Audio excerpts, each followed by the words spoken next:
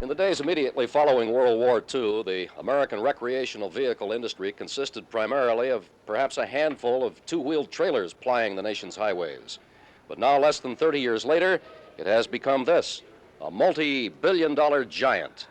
But at the moment of the industry's greatest triumph, the moment when it has finally come of age among American industries, the giant is in trouble. The problem is the energy crisis, and industry leaders are wondering where will the gasoline come from for the hundreds of thousands of vehicles such as these to continue to roam the American highway.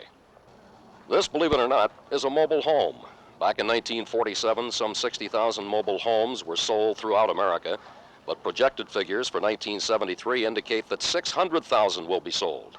This particular model, well, its price range is from $90,000 to $100,000.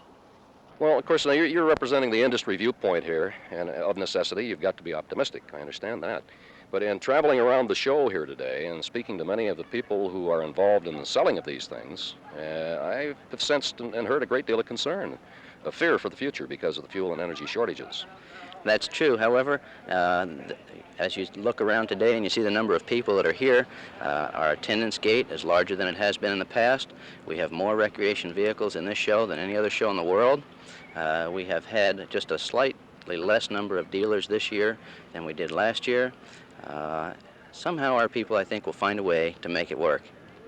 Despite Mr. Jacobson's modified enthusiasm or confidence in the future for this industry, other people here, members of the Travel Coach Association, indicate more than some concern over a failure to assume the growth rate that had been anticipated when 1973 began. The business has failed to grow by some 20% that had been expected. This is Pete Miller at the Recreational Vehicle Show in Dodger Stadium.